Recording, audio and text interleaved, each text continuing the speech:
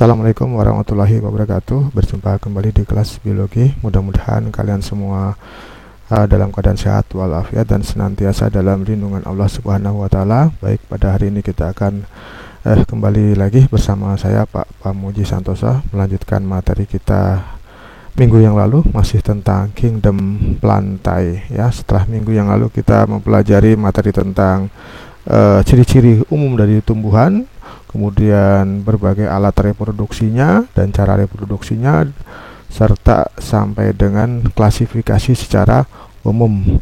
Nah, pada hari ini kita akan lanjutkan, yaitu kita akan khusus mempelajari tentang divisio dari plantae ya. Hari ini kita akan mempelajari dua, yaitu divisi Bryophyta atau tumbuhan lumut dan divisi Pteridophyta. Ya, seperti kalian ketahui minggu yang lalu bahwa kingdom plantae itu terbagi menjadi 3 divisi ya. Tumbuhan lumut, Bryophyta, tumbuhan paku, Pteridophyta, dan tumbuhan berbiji, Spermatophyta. Nah, untuk hari ini kita akan pelajari 2 divisi dari tumbuhan golongan plantae ini, yaitu tumbuhan lumut dan tumbuhan paku. Adapun kompetensi dasar masih sama dengan kompetensi dasar minggu yang lalu, yaitu KD 3.8 dan juga KD 4.8.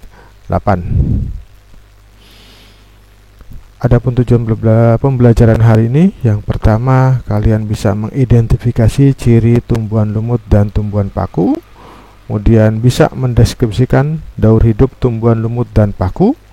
Ketiga, bisa membandingkan karakteristik tumbuhan lumut dan tumbuhan paku. Keempat, bisa menjelaskan peranan tumbuhan lumut dan tumbuhan paku. Ya, ini untuk mengingatkan minggu yang lalu bahwa divisi dari kingdom plantae itu ada 3. Yang pertama ada tumbuhan lumut atau Bryophyta ya, yang sebagian masih berupa Talophyta sebagian anggotanya, dan sebagian lagi sudah Cormophyta ya. Akar, batang, dan daunnya sudah bisa dibedakan dengan jelas ya. Berkembang biak dengan spora, belum memiliki pembuluh atau Atracophyta, kemudian alat kelamin tersembunyi atau dalam bentuk Antheridium dan Archegonium, kemudian hidup secara terbatas di tempat yang lembab. Kemudian untuk tumbuhan paku, itu ya, Cormophyta seluruhnya, batang, akar, dan daunnya sudah bisa dilihat dengan jelas. Kemudian berkembang biak dengan spora sama dengan lumut ya. Tracheophyta, jadi sudah memiliki pembuluh, xilem dan floem dia sudah berkembang. Kemudian alat kelamin masih tersembunyi. Alat kelamin jantannya disebut Antheridium, alat kelamin betinanya Archegonium, dan tumbuh juga masih secara terbatas di tempat lembab. Yang ketiga, ini adalah divisi dari plantae, yaitu Spermatophyta, tumbuhan berbiji ya. Semuanya adalah Cormophyta sejati, kemudian berbiji ya, kemudian berbunga. Jadi pasti kalau berbiji itu sebelumnya didahului dengan proses munculnya bunga.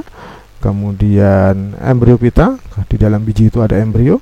Kemudian Phanerogame, alat kelaminnya tampak yaitu putik dan benang sari. Kemudian alat memiliki pembuluh dengan tipe yang berbagai macam variasi. Kemudian Cosmopolit, tersebar luas ya.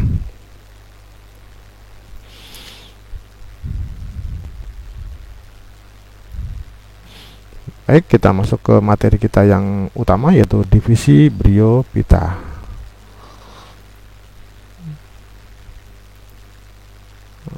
Bryophyta atau tumbuhan lumut itu memiliki ciri diantara lain dia merupakan tumbuhan peralihan ya, karena sebagian anggotanya Talophyta, artinya akar, batang, dan daunnya tidak bisa dibedakan dengan jelas ya. Ini biasanya dari kelompok lumut hati, Hepatiaceae, dan sebagian anggotanya Cormophyta, maka lumut dikatakan tumbuhan peralihan. Kemudian berkembang biak dengan spora, tidak berpembuluh, Atracophyta. Kemudian struktur tubuh masih sederhana, jadi akar, batang, dan daunnya masih sangat sederhana, hanya berupa susunan beberapa lapis sel saja. Kemudian akar masih berupa rhizoid, jadi akar masih akar yang sederhana, ya, yang disebut rhizoid. Alat kelamin tersembunyi, kriptogame, ya. Pokoknya kalau kriptogame berarti nanti alat kelamin jantan disebut antheridium, alat kelamin betinanya disebut archegonium. Itu untuk lumut dan paku, itu kriptogame. Kemudian mengalami pergiliran keturunan atau metagenesis antara keturunan seksual dan keturunan aseksual, atau keturunan vegetatif dengan keturunan generatif, terjadi pergiliran. Kemudian fase gametofit lebih dominan daripada sporofit. Jadi kalau pada tumbuhan lumut itu fase gametofit, fase yang menghasilkan gamet, fase yang menghasilkan sel kelamin itu lebih dominan daripada fase sporofit, fase yang menghasilkan spora. Hidup di tempat lembab, higrofit, ya, tidak ada lumut hidup di tempat-tempat yang kering dan panas, ya. Lumut hidup di tempat-tempat yang lembab atau basah dengan kandungan air yang cukup tinggi. Nah, ini struktur tumbuhan lumut, ya. Tumbuhan lumut ini yang berwarna hijau yang sering kalian temui itu adalah gametofit, atau kadang-kadang disebut sebagai tumbuhan lumut itu sendiri, yang ada struktur daunnya, ya. Struktur daun yang kecil-kecil itu adalah gametofit, ya. Gametofit. Kemudian pada bagian bawahnya nanti ada akar, ya, akar yang sederhana yang disebut rhizoid untuk menempel pada substrat, ya. Kemudian biasanya pada ujung gametofit atau ujung tumbuhan lumut itu biasanya di sinilah muncul alat kelamin jantan dan alat kelamin betina, antheridium dan archegoniumnya ada di sini. Kemudian ketika sudah terjadi pembuahan antara sperma dan sel telur, jadi antheridium menghasilkan sperma, archegonium menghasilkan sel telur. Ketika kondisi lembab, nanti spermanya akan masuk ke ruang archegonium, terjadi pembuahan, terbentuk zigot, baru muncul ini, ya, struktur yang ini yang atas, ya, atau struktur sporofit, struktur yang menghasilkan spora, ya. Ini muncul setelah terjadi pembuahan antara sperma dengan sel telur pada tumbuhan paku, ya. Biasanya syaratnya adalah kondisi yang lembab, ya. Kemudian untuk sporofit atau sporogonium, ya, secara keseluruhan ini disebut sporogonium, itu terdiri atas ada kotak spora atau sporangium dan juga ada tangkainya namanya seta, ya. Ini, ya, sporogonium atau sporofit, ya. Kemudian gametofit atau tumbuhan paku, ya. Kadang-kadang dikatakan apa fase gametofit tumbuhan lumut itu adalah tumbuhan lumut itu sendiri, apa fase sporofit tumbuhan lumut itu adalah sporogonium, ya. Itu tolong dicermati. Kemudian ini ada beberapa istilah yang harus betul-betul kamu pahami dengan baik. Pertama adalah gametofit, ya. Ini istilah-istilah yang bukan hanya pada tumbuhan lumut tapi juga pada tumbuhan paku akan kamu jumpai.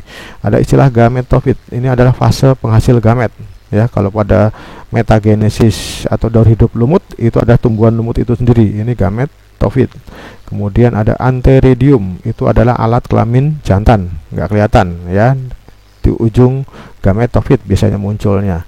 Kemudian archegonium, alat kelamin betina, ya. Kalau pada tumbuhan tingkat tinggi mungkin sama dengan fungsinya dengan putik, ya.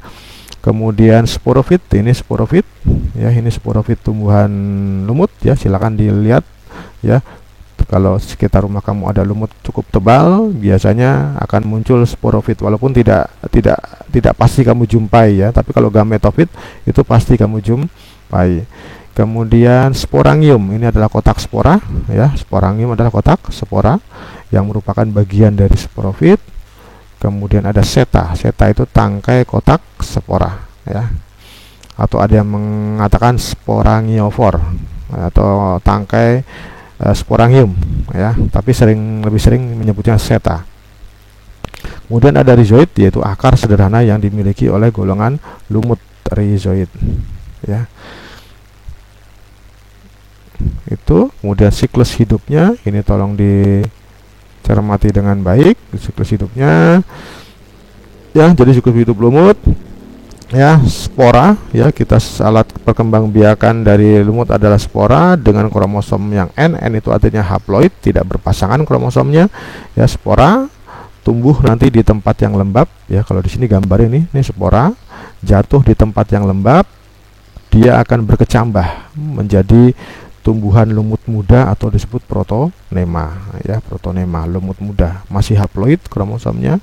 Kemudian nanti pada protonema akan tumbuh menjadi tumbuhan lumut dewasa atau gametofit dewasa, tumbuhan lumut ya, tumbuhan lumut dewasa ini ya. Nanti pada ujung-ujung gametofit dewasa akan muncul alat kelamin jantan namanya antheridium, alat kelamin betina namanya antheridium ya. Muncul archegonium betina, antheridium jantan.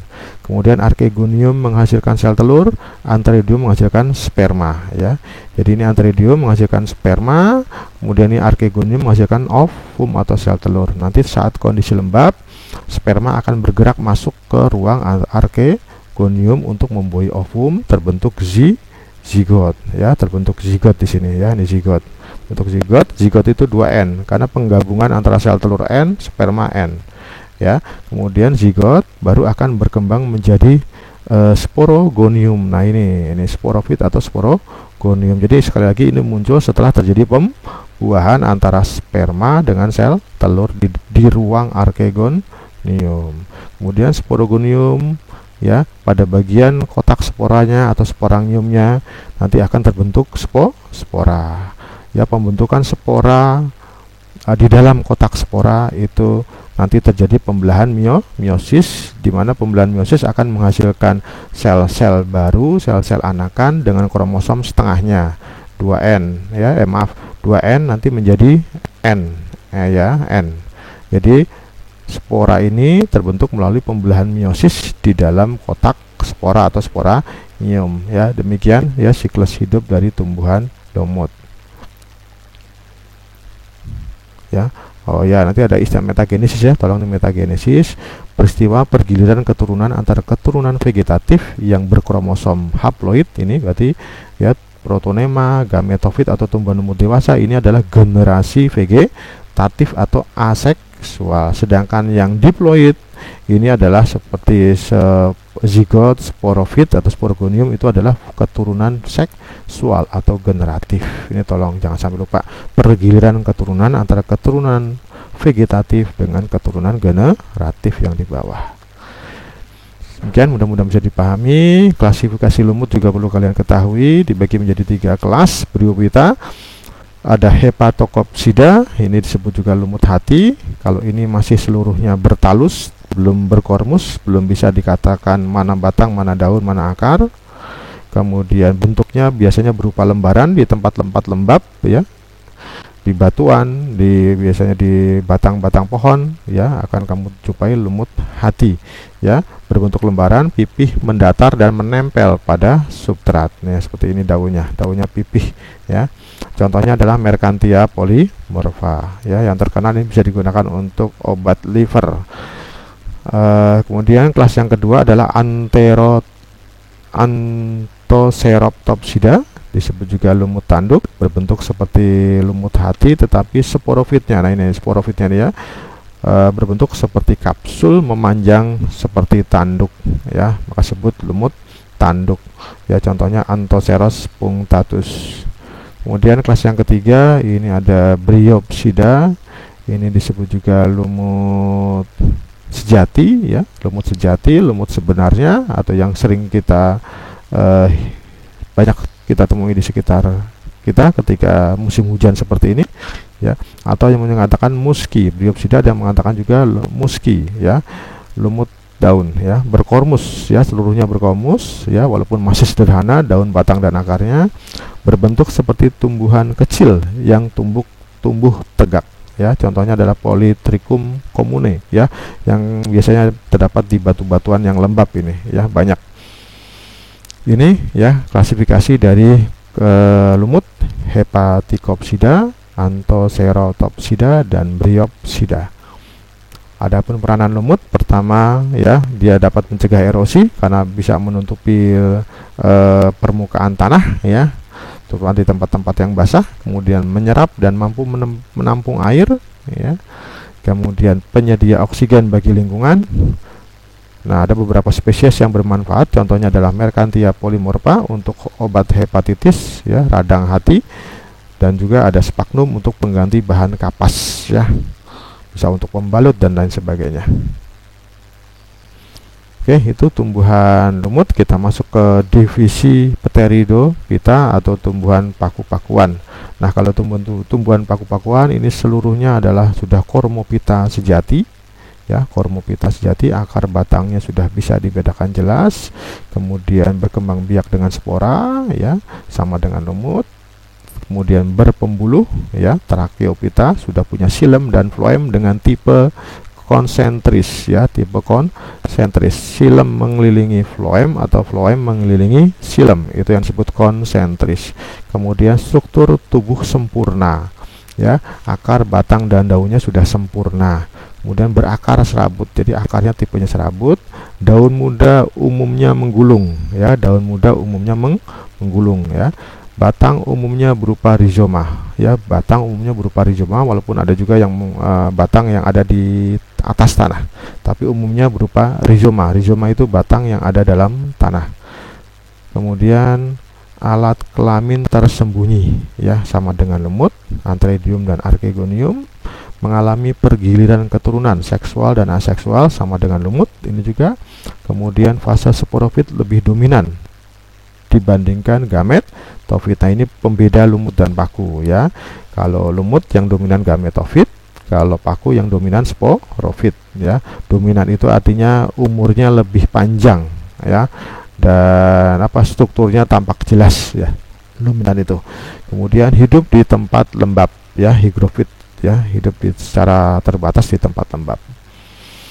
Struktur tubuhnya seperti ini tumbuhan paku yang sering kamu jumpai, ya, di pinggir-pinggir selokan atau di tempat-tempat yang lembab. Bisa akan kamu temui tumbuhan paku-pakuan atau pakis, kalau sekeliling kita menyebutnya tumbuhan pakis, ya. Ini ada daunnya, ya, ini daun, kemudian dengan anak-anak daun yang kecil-kecil, ya.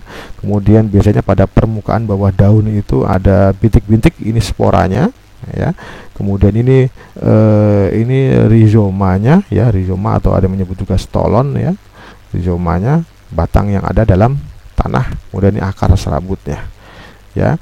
Ini fase sporofit, ini fase sporofit, fase penghasil spora. Yang kita lihat sehari-hari itu fase penghasil spora atau sporofit. Maka dikatakan tumbuhan paku yang dominan adalah fase sporofit, ya. Kemudian fase gametofitnya apa? Fase gametofitnya berumur pendek yang disebut protalium, seperti ini, ya. Nanti protalium ini yang menghasilkan alat kelamin jantan Antheridium dan alat kelamin betina Archegonium, ya, kecil, ukurannya hanya kurang lebih setengah sentimeter.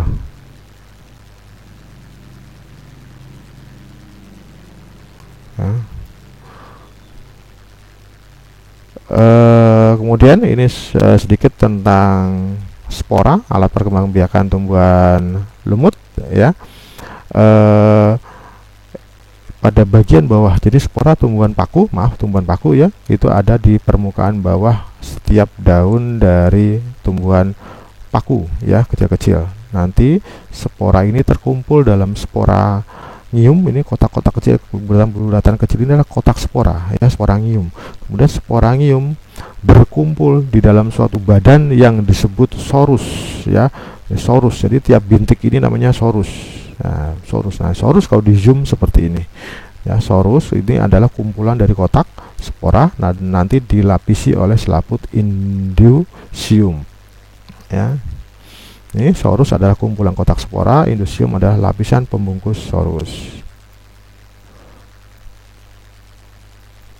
Kemudian berdasarkan ukuran, ya, untuk daun tumbuhan paku nanti ada dua jenis berdasarkan ukuran.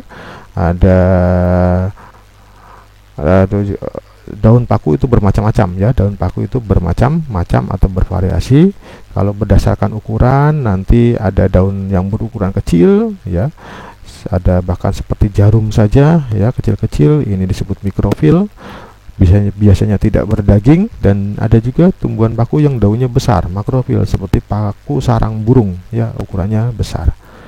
Kalau berdasarkan fungsi nanti tumbuhan paku juga ada dua macam. Ada paku yang daunnya berspora, ini tugasnya, fungsinya untuk berkembang biak.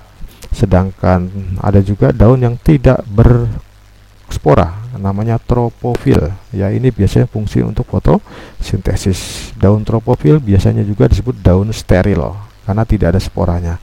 Yang sporofil sering juga disebut daun yang fertil, daun yang subur ya. Ini untuk fotosintesis. Sporofil itu untuk berkembang biakan atau reproduksi. Kemudian sama dengan lumut, ada siklus hidup tumbuhan paku atau yang disebut metagenesis ya. Kita mulai dari spora tumbuhan paku jatuh di tempat yang lembab ya. Ini nanti akan membentuk gametofit atau protalium ya, protalium ya. Gametofit berarti nanti di sini ada muncul antheridium dan ada muncul archegonium. Pada kondisi lembab nanti sperma yang dihasilkan antheridium akan masuk berenang menuju ke ruang archegonium. Di sini nanti terjadi fertilisasi, terbentuk zigot di sini ya. Zigot akan berkembang menjadi embrio. Embrio nanti berkembang menjadi sporofit. Ini sporofit muda ya, sporofit muda nanti berkembang lagi menjadi sporofit dewasa yang sering kita lihat ya. Ini ya, sporofit nanti menghasilkan daun yang berspora atau tadi namanya sporofil ya. Di permukaan bawah sporofil ada sorus ya. Sorus itu di dalamnya terdapat ribuan kotak spora ya. Di dalam kotak spora terjadi pembentukan spora secara pembelahan meiosis ya. Ini 2N semua, ini 2N, ini 2N semua, ini 2N semua, ini N. Berarti 2N menjadi N ke sini, ini dengan pembelahan meiosis ini. Nah, seperti itu. Ini keturunan seksual atau generatif, ini keturunan vegetatif atau aseksual. Klasifikasi tumbuhan paku dibagi menjadi 4 kelas ya. Ada Psilopsida, Lycopsida, Equisetopsida, dan nanti ada tumbuhan paku sejati ya, Pteropsida. Psilopsida ini dikenal dengan paku purba karena merupakan golongan tumbuhan paku yang paling tua ya. Tidak memiliki daun dan akar sejati, batangnya berupa rizoma di dalam tanah semuanya. Daun berukuran kecil dengan bentuk seperti sisik ya, kecil-kecil daunnya. Kemudian batang dikotomis atau selalu bercabang dua ya, contohnya Psilotum nudum. Kemudian ada Lycopsida, ini disebut paku kawat. Daun berbentuk seperti rambut atau sisik tersusun rapat, batang seperti kawat, ujung cabang batang terdapat sporofil ya. Ujung cabang batang terdapat sporofil dengan bentuk seperti gada yang kuning-kuning ini ya. Ini sporofilnya ini ya. Kemudian dan di dalamnya mengandung sporangium ya, sporofil. Ini daun sporofil, daun yang mengandung spora ya. Contohnya ada Lycopodium dan Slaginella atau paku rane. Kemudian golongan yang ketiga Equisetopsida atau golongan paku ekor kuda. Terdapat percabangan batang berbentuk ulir ya. Ini batangnya ini seperti ada ulir-ulirnya, ada garis-garisnya ya, menyerupai ekor kuda. Kemudian daun kecil seperti sisik, jadi mikrofil ya daunnya. Kemudian batang memiliki rizom ya. Batangnya memiliki rizom di bagian bawahnya. Contoh Equisetum spesies. Kemudian paku sejati atau Pteropsida disebut juga paku sejati atau pakis, memiliki akar, batang dan daun sejati. Batang umumnya berbentuk rizoma, daun muda menggulung ya. Daun muda menggulung ya. Saya lupa tadi melihatkan daun muda menggulung ya. Kemudian memiliki beberapa jenis daun ya. Ada daun yang besar, ada daun yang kecil ya. Tergantung letaknya di mana ya. Kemudian atau tergantung spesiesnya ya. Kalau paku isep yang seperti ini ya, ini daunnya kecil-kecil. Tapi kalau paku ekor kuda ya, paku ekor kuda, paku sarang burung itu kan makrofil ya, itu sida ya. Jadi sangat beragam tumbuhan paku. Ini spora tumbuhan paku perlu saya jelaskan ya. Spora tumbuhan paku itu ada 2 jenis ya. dari jenisnya, kalau dilihat dari jenisnya ada dua jenis, ada spora positif, ada spora negatif ya. Kalau dari ukuran juga ada dua ya, ada yang ukurannya besar, ada yang ukurannya kecil ya. Yang ukurannya besar disebut makrospora, yang ukurannya kecil disebut mikrospora ya. Biasanya yang makrospora itu berjenis positif, yang negatif itu biasanya berukuran kecil. Pengelompokan tumbuhan paku berdasarkan jenis dan ukuran spora nanti diklasifikasikan menjadi 3 kelompok. Ada paku homospora ya, tumbuh ini contohnya adalah paku apa ini? Paku kawat ya, Lycopodium, tumbuhan paku yang hanya menghasilkan satu jenis spora dengan ukuran yang sama.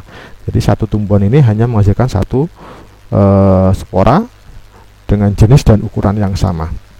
Kemudian ada paku heterospora, satu tumbuhan paku yang mampu menghasilkan dua jenis spora, positif dan negatif, dan juga dua ukuran spora yang berbeda, makrospora dan mikrospora. Jadi yang makrospora biasanya positif, yang mikrospora negatif. Dalam satu tumbuhan paku itu bisa menghasilkan dua jenis spora dengan dua ukuran yang berbeda. Contohnya ini semanggi, Marsilea crenata, yang biasanya banyak hidup di sawah ya.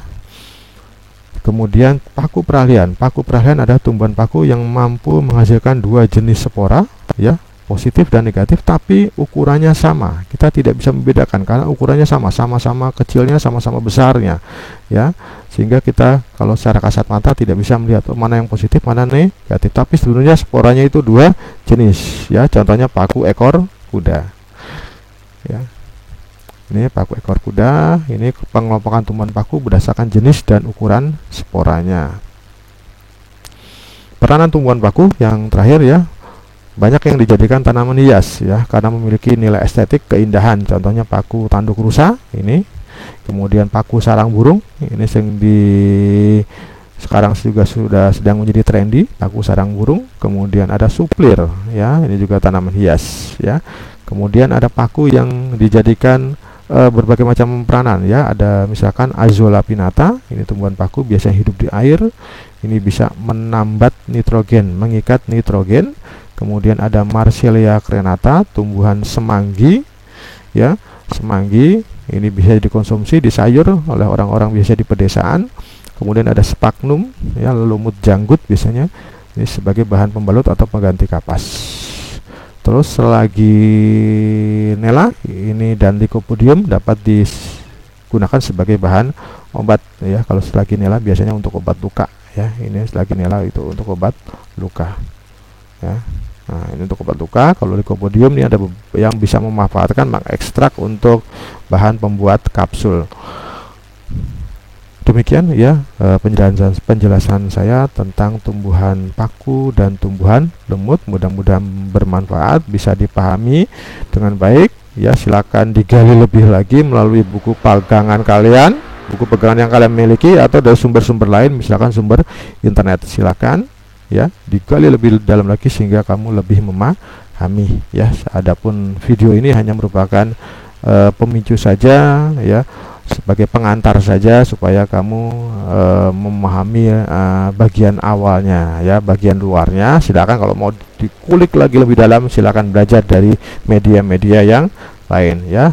Saya cukupkan. Sekali lagi saya ucapkan terima kasih atas atensinya ya. Mudah-mudahan senantiasa sehat, patuhi protokol kesehatan dimanapun Anda berada ya. Terima kasih. Assalamualaikum warahmatullahi wabarakatuh.